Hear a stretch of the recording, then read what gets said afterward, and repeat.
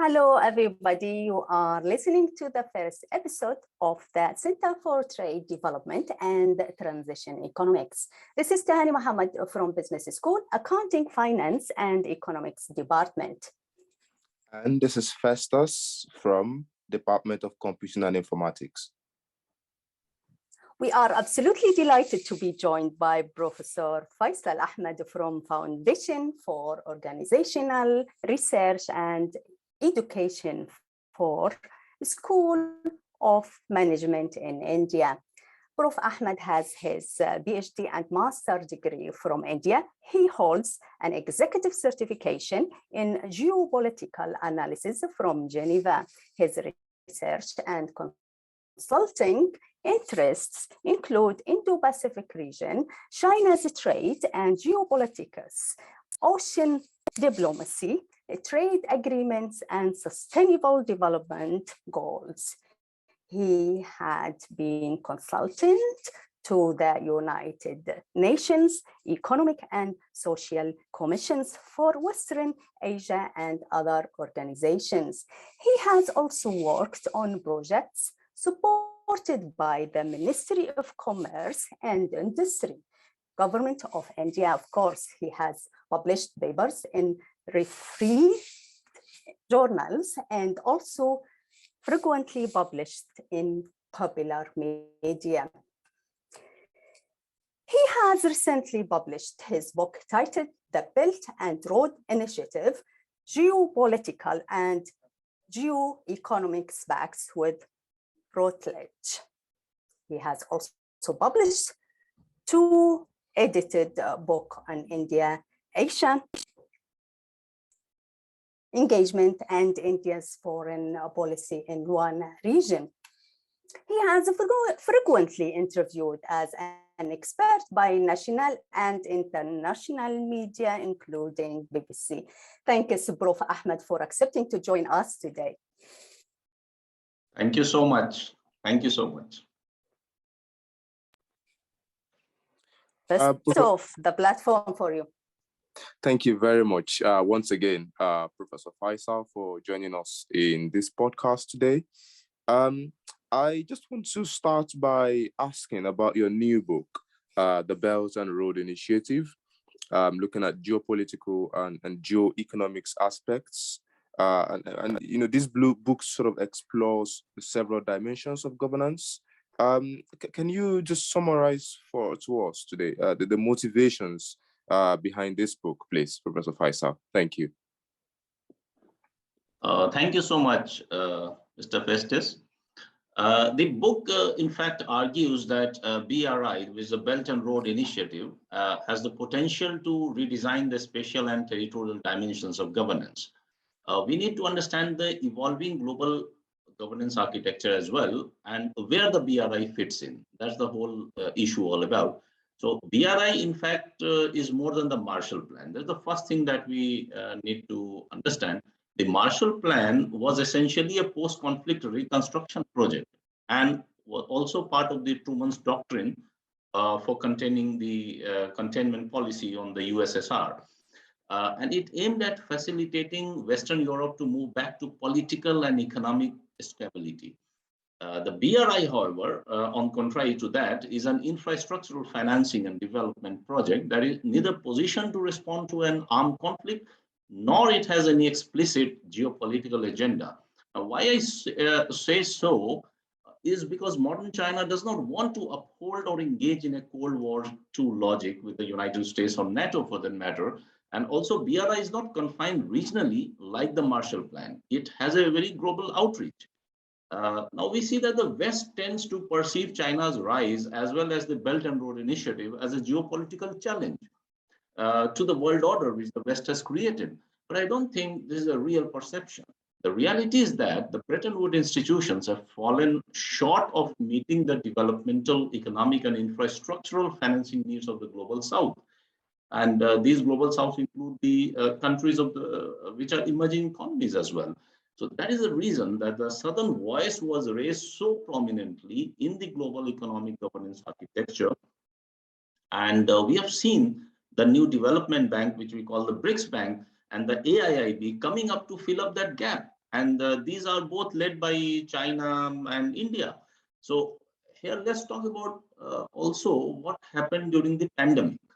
So we have seen that due to supply chain disruptions, many big economies, including the United States, China, and India, started looking inward.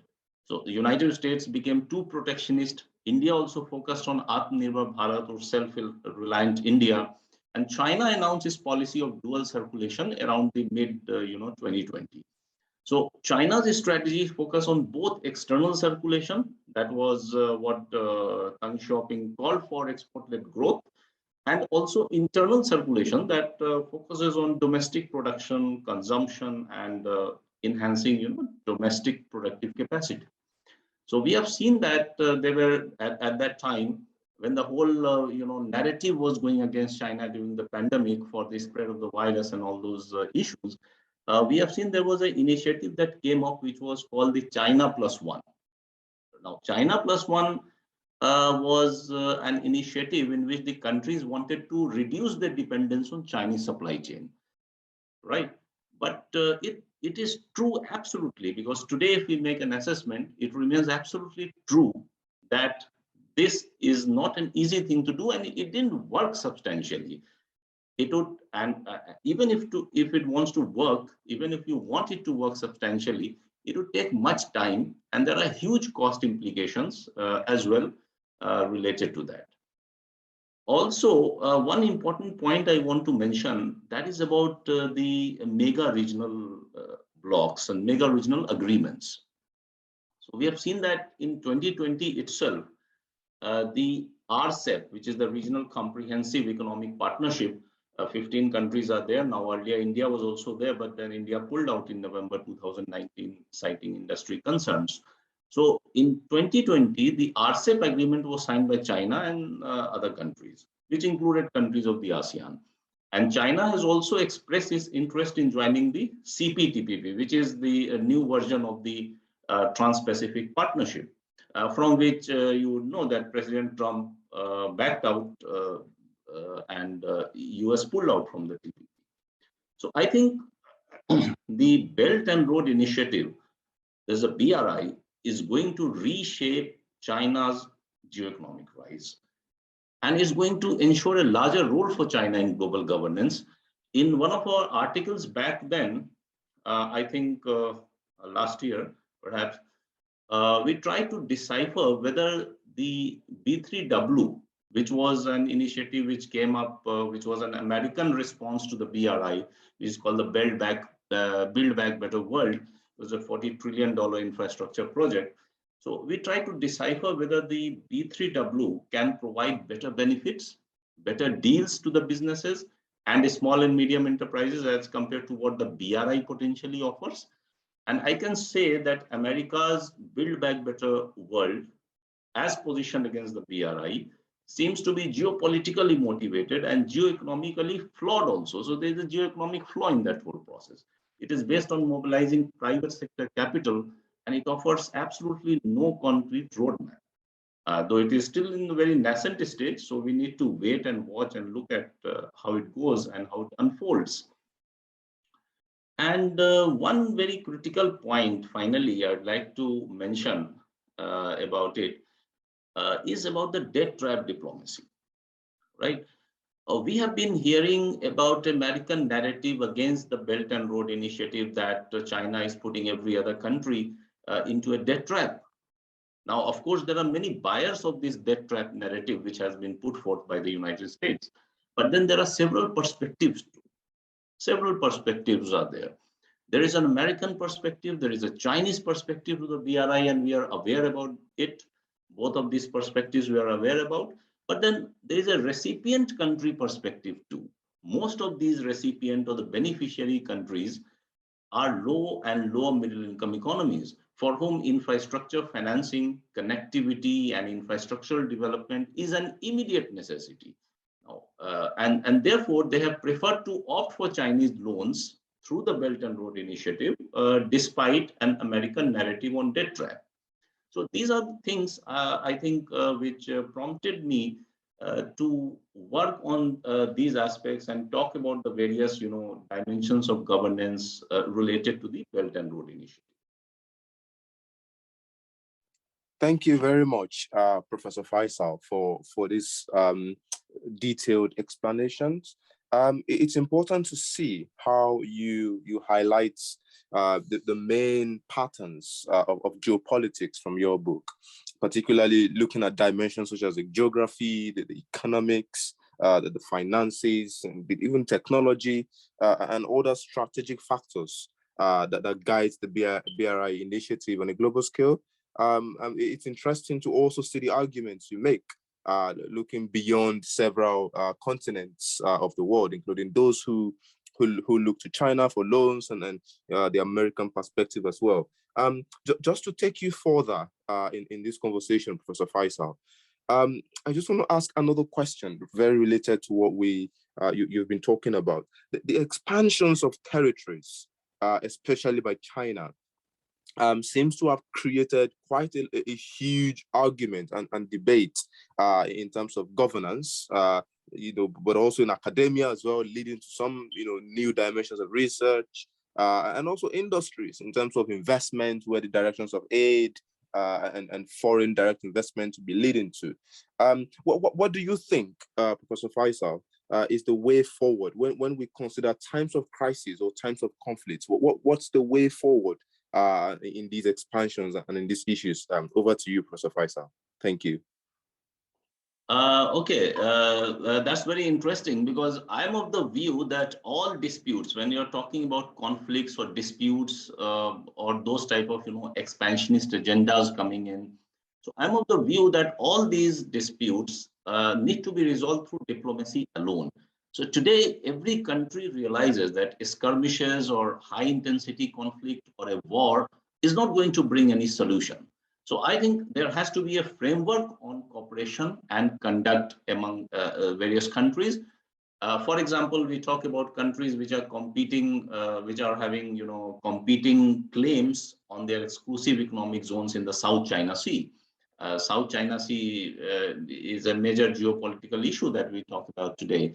So these countries which are having competing claims in the exclusive economic zones, because of the 9-dash line that they say, they are insisting that China agrees to the code of conduct. So this code of conduct issue is not a new issue. It has been there for the last 2 decades almost. But then there has to be a mechanism of negotiation through which it has to be resolved. In Taiwan too, negotiation should be the key for resolution of all issues.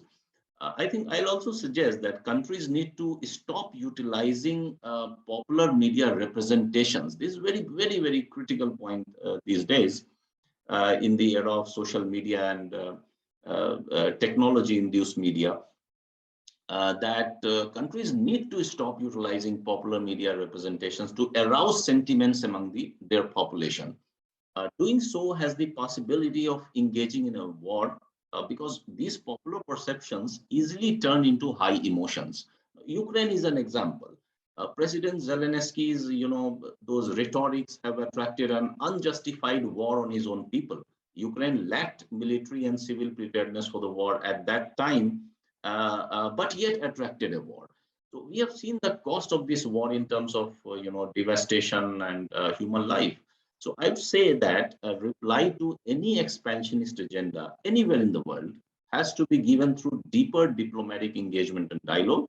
You see how India has been responding, for instance. India has been responding so robustly to the Chinese adventurism which happened on the border in 2020. And we are responding it through well-crafted diplomatic instruments.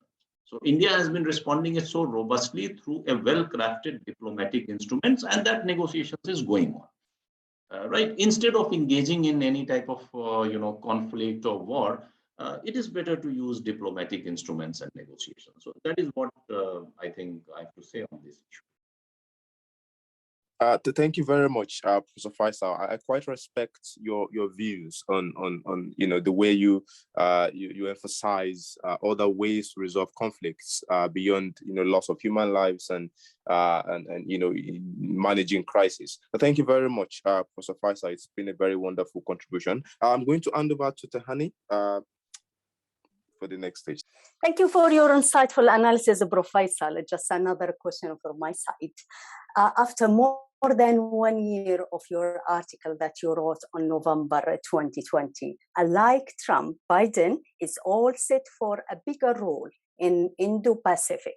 Do you think Biden has achieved the objectives of the Indo-Pacific in terms of trade and trade agreements so far? Okay, that's really interesting. The essence in this article was that Biden brought with him some optimism for the international community when he came in.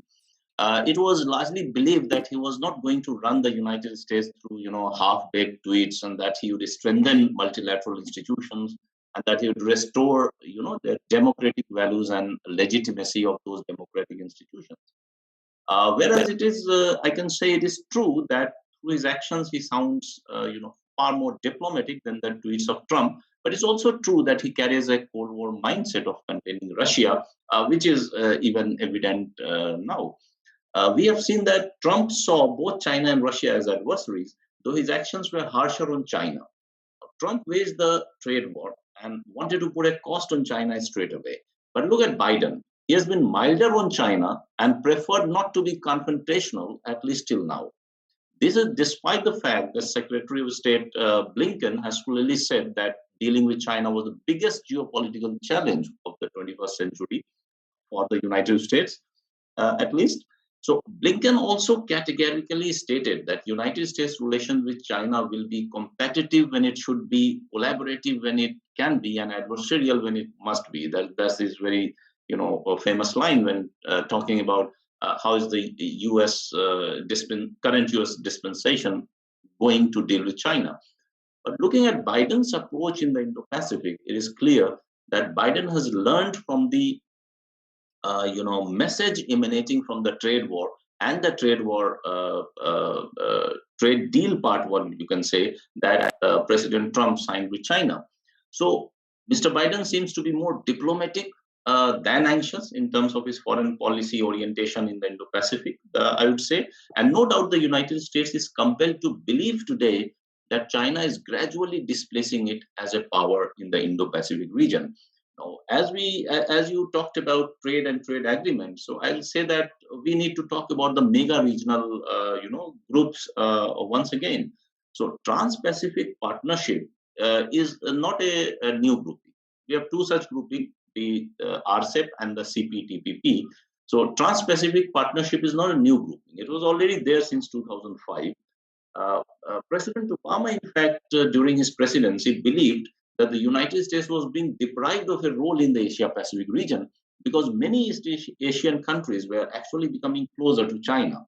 So Obama therefore wanted to join the TPP, and few other East Asian countries too came in to enlarge this congregation. And China was deliberately kept out of this process despite being a geographically eligible Asia-Pacific country. In 2011 itself, in January, it has been almost now 11 years now. So I wrote an article in a newspaper arguing that Trans-Pacific Partnership must include China. And today you see that China has already applied to become a TPP member. So we are actually, aware about the stringent TPP norms also, because when President Obama wanted to keep China out, there were a lot of norms which were developed in the Trans-Pacific Partnership, and these norms were like TRIPS plus commitment. TRIPS, as you know, is a trade-related intellectual property rights. So it was actually Obama who tried to control the rise of China and its increasing clout, but in a very, very diplomatic way. But then Trump comes in and he pulls out of the TPP, thus putting the United States at a disadvantage, I would say. So meanwhile, in 2012, we have seen that China had also mobilized the ASEAN countries and its free trade partners, which included Japan, Korea, India, Australia, New Zealand, and of course China itself, to negotiate RCEP and to form a regional comprehensive economic partnership, which was supposed to be a China-led grouping, supposedly positioned against the Trans-Pacific Partnership. So the 11-member CPTPP, because US had pulled out, so it was renamed later as Comprehensive and Progressive Trans-Pacific Partnership. So 11-member CPTPP was signed in 2018 and did not include the United States. Also in the mid of the pandemic, this is very critical to understand that despite all the Western narratives against it, China was able to mobilize the RCEP negotiating members to sign the 15-member RCEP agreement in 2020. So that was the time when the pandemic was going on and every narrative was, in one way or the other, going against China. But still China could mobilize countries to come and sign the RCEP. And now, what happened in 2017? It was like President Trump who engaged China in a trade war. We all are aware about it. And this, disrupted the global value chains and supply chains in East Asia. And this spillover effect was felt across the world. So, though, of course, it's a different story altogether that President Trump pulled out of the TPP negotiations later, which I just mentioned. So, I think Biden is still trying to engage deeply and diplomatically in the Indo-Pacific. And, of course, he's doing it without being directly confrontational, simply because the United States does not enjoy the same position of strength that it enjoyed a decade back.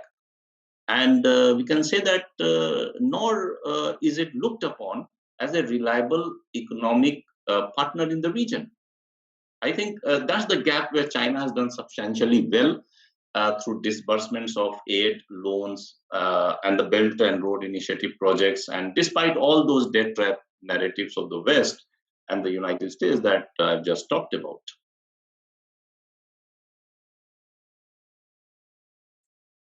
Thank you, Prof. It's great to learn from others' mistakes and improve our strategy for better outcomes, and of course for choosing peace over war.